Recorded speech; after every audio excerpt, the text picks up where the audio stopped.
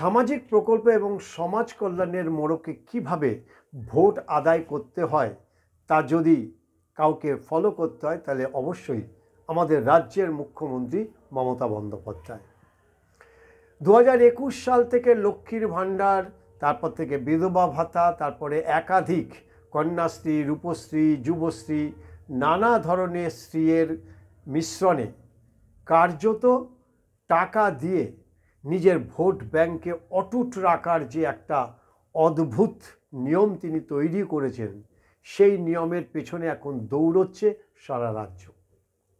সামনে দিল্লির নির্বাচন, আর এই দিল্লির নির্বাচনের আগে দিল্লির প্রাক্তন মুখ্যমন্ত্রী কেজরিওয়াল তিনি ঘোষণা করেছেন যে হিন্দু পুরোহিত যারা তাদেরকে মাসে 18,000 টাকা করে তাদেরকে ভাতা দেবেন, এবং যারা শিখ পুরোহিত তাদেরকেও, যারা গুরুদুয়ারাতে রয়েছেন তাদেরকেও মাসে 18,000 টাকা করে তিনি ভাতা দেবেন। এই টাকা দেওয়ার যে একটা খেলা চলছে এবং এই টাকা দেওয়ার বিনিময়ে নিজের ভোট ব্যাংক টেনে আনা, এটা কিন্তু শুরু হয়েছে আমাদের রাজ্য থেকে। ধীরে ধীরে রাজ্যে, বিভিন্ন রাজ্য, দেশের সর্বত্র এই টাকা দেওয়ার যে চল এবং তাকে এই লোভ দেখিয়ে ভোট টেনে নেওয়ার এই খেলা কিন্তু শুরু হয়ে গিয়েছে। এবার এখন প্রশ্ন হচ্ছে, দিল্লির প্রাক্তন অরবিন্দ কেজরিওয়াল মুখ্যমন্ত্রী তিনি এই যে 18,000 টাকা করে মাসে তিনি দিচ্ছেন, তিনি নির্দিষ্ট দুটো কমিউনিটিকে দিচ্ছেন এখনও পর্যন্ত তিনি যা ঘোষণা করেছেন। হিন্দু পুরোহিত এবং গুরুদুয়ারার যে পুরোহিত তাদেরকে তিনি দেবেন, কিন্তু বাকি থেকে দিয়েছে আরেকটা কমিউনিটি। কিন্তু রাজ্যের মুখ্যমন্ত্রী সেই কমিউনিটিকে সন্তুষ্ট রাখার জন্য ইমাম ভাতা এবং মুয়াজ্জেম ভাতা দিয়েছেন। অরবিন্দ কেজরিওয়াল যে নিজেকে আপের তো বটেই, এমনকি এই দেশের তিনি নাকি সর্বশ্রেষ্ঠ মুখ্যমন্ত্রী বলে দাবি করেন, তার আমলে নাকি দিল্লি আমূল পরিবর্তন ঘটে গেছে, এতটাই ডেভেলপ করেছেন। কিন্তু সে অরবিন্দ কেজরিওয়াল কেন এই ভোটের আগে সেই টাকা দেওয়ার যে সহজ পদ্ধতি ভোট নেওয়ার, সেই পথে গেলেন? সেই প্রশ্ন কি উঠবে না? এরকম কি উঠবে না যে কেন শুধুমাত্র হিন্দু এবং এই শিখ পুরোহিতদের তিনি টাকা দিচ্ছেন? সহজ অঙ্ক।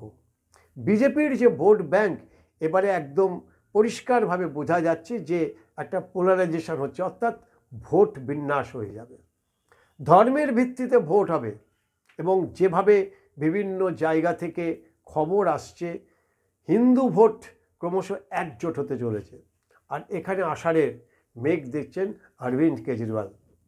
দিল্লিতে যেখানটায় অসংখ্য মুসলিম কমিউনিটি, অর্থাৎ এই সংখ্যালঘু সম্প্রদায়ের মানুষ রয়েছেন, সেই জায়গায় তিনি কেন ঝুঁকি নিয়ে শুধুমাত্র এই হিন্দু এবং এই গুরুদ্বার অর্থাৎ শিখ পুরোহিতদের তিনি টাকা দিচ্ছেন, সেই প্রশ্নের কিন্তু আর জবাবের উত্তরের অপেক্ষা রাখে না। এই উত্তরের অপেক্ষা রাখে না এই কারণে, তার কারণ সহজ ব্যাপার, যে বিজেপির যে হিন্দু ভোটটা তাদের দিকে যাচ্ছিল, এই টাকার লোভে এই হিন্দু ভোটের কিছু অংশ যদি অরবিন্দ কেজরিওয়ালের দিকে চলে আসে, তাহলে তার জয় অনেকটা সহজ হয়ে উঠবে। কিন্তু ভোটের অঙ্ক অনেক সময় মেলে, অনেক সময় মেলে না। কিন্তু আমাদের রাজ্যের মুখ্যমন্ত্রীকে ফলো করে, তাকে অনুসরণ করে যেভাবে সমস্ত রাজ্যের এই টাকা দেওয়ার চল উঠে আসছে, আগামী দিনে ভারতবর্ষের অর্থনীতি কোথায় গিয়ে দাঁড়াবে সেটা নিয়ে কিন্তু সংশয় দেখা দিচ্ছে। আর এটা আমরা বলছি না, এটা বড় বড় অর্থনীতিবিদরা বলছেন। যেভাবে কালো টাকার খেলা এখানে চলতে শুরু করবে এবং সরকারের এই প্রকল্পে টাকা দেওয়ার জন্য যে পরিকাঠামোগত যে উন্নয়ন, সেগুলি যে স্তব্ধ হয়ে যাবে, বা দেশের অন্যান্য উন্নয়ন যে স্তব্ধ হবে বা ধাক্কা খাবে, একথা বলার অপেক্ষা রাখে না।